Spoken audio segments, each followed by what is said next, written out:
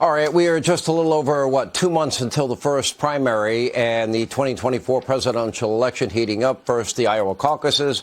Earlier tonight, Florida Governor Ron DeSantis, he did pick up a major endorsement, in this case from Iowa Governor Kim Reynolds, just 2 months before that state's caucus. Here's what she had to say. Someone who most importantly can win, and that person is Ron DeSantis.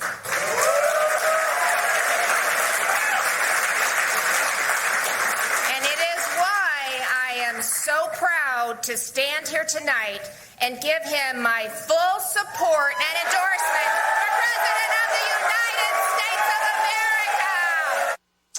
And on top of that, we are only 24 days away from our red state versus blue state, state versus state debate. Governor DeSantis going up against California Governor Gavin Newsom. It's right here on Fox, moderated by yours truly. Joining us now, Florida Governor Ron DeSantis. Sir, Maybe it's a selfishness.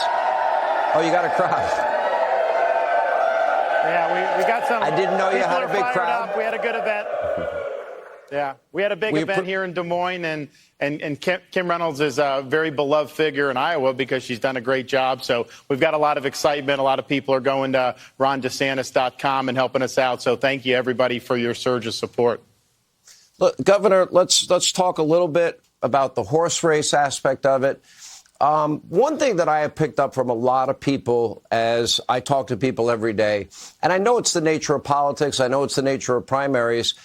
The one thing that the constant theme I get back is the Republicans that I talk to, everyday people, they would rather the Republicans all get along, but that's not realistic in a primary, is it? Well, look, I mean, I spend most of my time just talking about my record of accomplishment, my bio, and my vision for the future. I mean, that ultimately is, I think, what this is all about. We see the country hit the skids. We see the decline across all these indicators. And the question is, are we just going to kind of shrug our shoulders and accept the managed decline of the country? Or are we going to reverse the decline and have an American revival? And that's just going to require leadership. You got to fight for people. You got to be able to deliver the wins, both politically and policy, and you got to be able to lead even when it's not easy. And so that's the message we have. And, here in Iowa, Sean, because you've covered this, and I know you've been here and done events, a caucus is unlike a typical election. I mean, these are people that are going to go out in mid-January where it's very cold, and they're going to have to go to a site for many hours to be able to register their preference. And so it's really an organizational game. We've now visited 87 of 99 Iowa counties. I'm the only candidate that's going to visit all 99 Iowa counties, which is a tradition here. They're called the full Grassley. So we're committed to doing that. Obviously, when you have somebody like Governor Reynolds, she's committed to campaigning for us and being very active. That is going to very help. But it's lining up the people that are going to commit to caucus for you. We've got tens of thousands already that have done that, and we're going to work to get many more. Let me ask you this question. Historically, elections are decided by peace and prosperity. Elections usually come down, especially when you're up against an incumbent in a general election. Are you better off than you were 4 years ago? Can you have imagined things would be this bad with 3 years under Joe Biden? Because, frankly, I cannot imagine it. Actually, I mean, I was sounding the alarm in 2020. I mean, I worked very hard in that general election to try to defeat Biden on behalf of the Republicans. And I just saw him as a spent force. I just didn't think he had the capacity to even do the job. And I thought he would be manipulated by far left elements of the Democrat Party. And that's exactly what's happened. His weakness has invited huge problems internationally. His agenda at home has been outright disastrous. And so, we're now in a very difficult situation as a country. So many of our wounds are self-inflicted. Let me look at the polls and let me ask you the question. Donald Trump has had a pretty large lead against all the other candidates.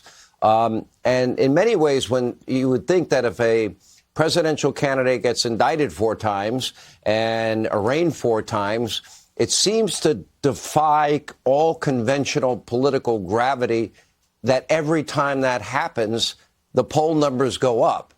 How do you explain that? Well, look, I think when that Alvin Bragg case came down, I mean, it was just so transparently ridiculous.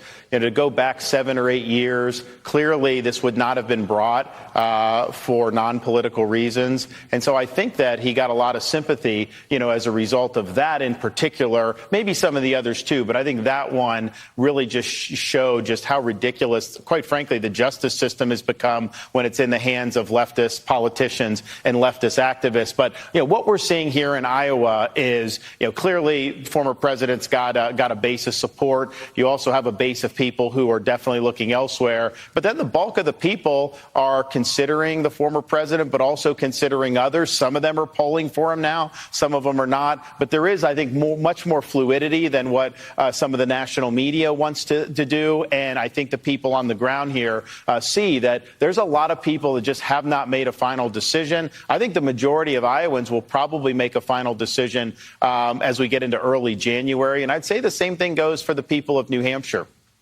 Let's talk about 24 days from now. And this happened pretty organically. I was interviewing Gavin Newsom, and I asked him in the middle of that debate, because you guys have kind of been going back and forth against each other.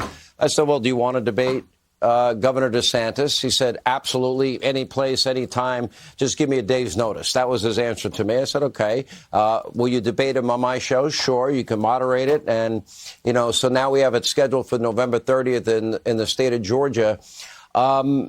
And it's supposed to be red, blue, state versus state. Do you get the sense, as many are beginning to think, that Democrats are looking for a replacement now for Joe Biden? 100%, Sean. Republicans need to be prepared. They are trying to push Biden out. When you see Obama flunkies out there saying this, that is not just that is by design. I mean, that would not be happening without there being direction to that. And so who would they go with? They've got Harris, but Newsom clearly is somebody that's hovering there. So I view it less as about California versus Florida, because we could just look, people are leaving California and they're moving to Florida. You could look at the indicators, but I think what California represents, it's kind of the leftist petri dish. So whatever the Democrats have already done in Washington, California is kind of like 5 years ahead of that. So if you did have a Biden second term, I think you'd get a lot of the same policies. But clearly, if you ended up with like a Newsom, they would have policies that would really accelerate the decline of this country. Whereas I think Florida represents a model where we can reverse the decline and have an American revival. So yes, there'll be differences that are discussed between the two states. But I think the more important part of the debate is, how does that factor in to the nation's future? Because, look, I've had a lot of people flee California and New York. Sean, a lot of people in New York who fled here over the years, Illinois, all this stuff. And that's fine, and we're proud of that. But I can't have every time these blue states screw up that people feel like they have to move to Florida. I mean, we really need to make sure that the country gets fixed so that people don't feel like they have to leave all the time. And as the governor of Florida, we've benefited from some of it, but everyone should be able to live in peace and freedom and security of the streets and have good education.